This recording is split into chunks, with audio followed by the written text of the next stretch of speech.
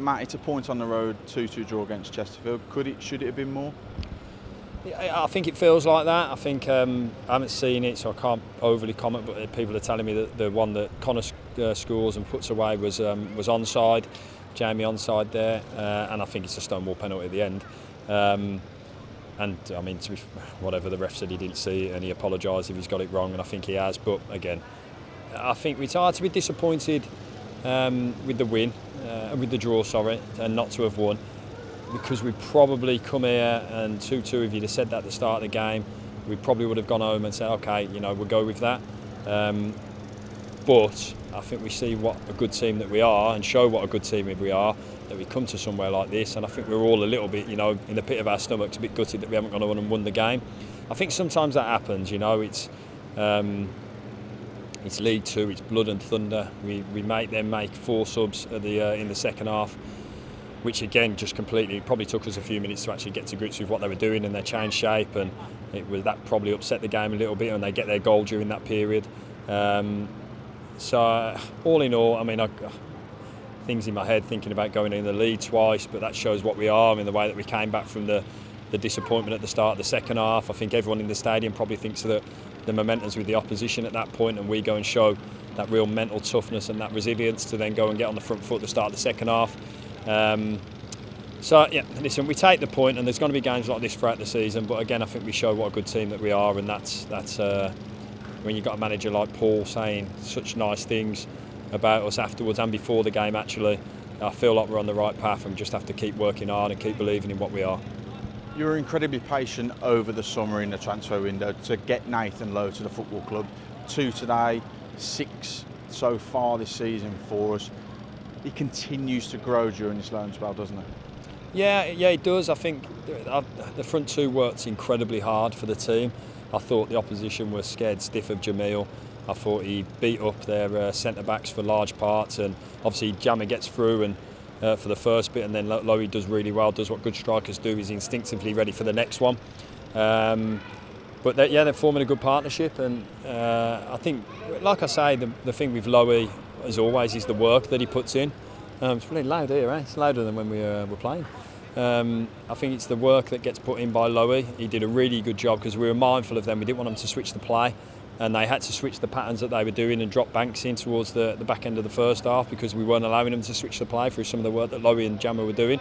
So of course he scores 2 goals, and we all go home and say, he's done really well. He scored a couple of goals, but the work that they put in from the front to make play predictable, to make it hard for us to be broken down against a team that will break so many teams down here, that's probably the most important thing that I was pleased with.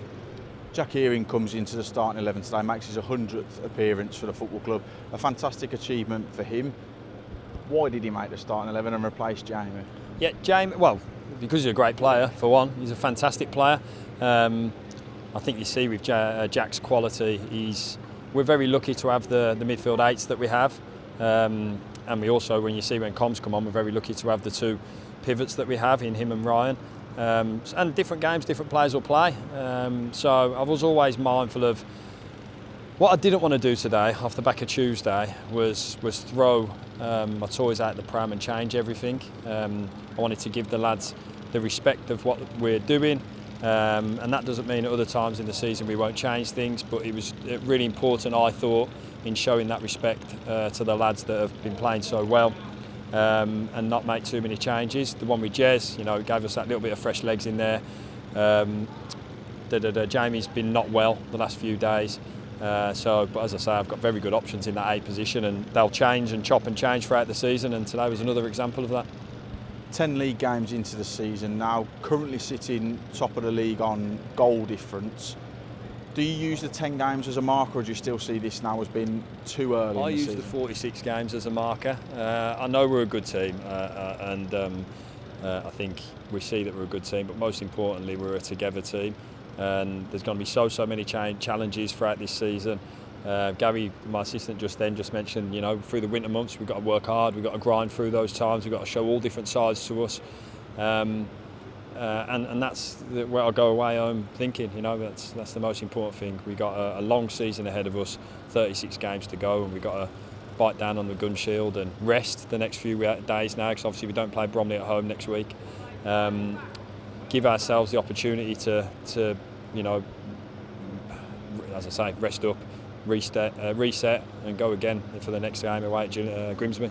I was going to ask you if that's now going to be the next step for you guys, of having 4 lads going away on international duty, which you often say, you know, fills you with pride that they can go away and do that. But this could be a really good, you know, period of time now to get freshness back into the legs of everyone who's worked incredibly hard. Yeah, there's rest, there's recovery, there's a lot of hard work that will come in.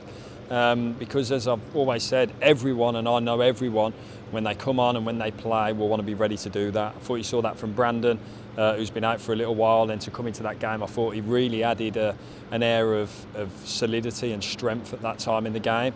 And I think that slight change really kind of put the game back in our favour for the final 10 or 15 minutes. So that was brilliant to see from him. Jamie was great when he came on as well. But we got like the likes of Donovan and Danny and Oshin to come back, and the guys that weren't in the squad today, and we've got Reyes waiting to go, and everyone's going to want to put that work in, so when they get their opportunity, when they get their chance, when they get their moments, they come and show what they're all about for the team. On a final note from me, it was 1,019 in the away. I'm not quite sure where the extra 20 came from, but they were incredible all afternoon again. Yeah, I tell you, there's these backpacks that you can hide a couple of people in. I think we did that today. Yeah, the support were unbelievable, especially at the end there, because I think they can see we're disappointed we haven't won the game. We clearly are disappointed we haven't won the game. Daz, you want to come on camera? Is that what you want? No? We're disappointed we haven't won the game, and but for them to show that support behind us as we're walking off, it makes you stand 10 feet tall, especially when you walk in and you're disappointed.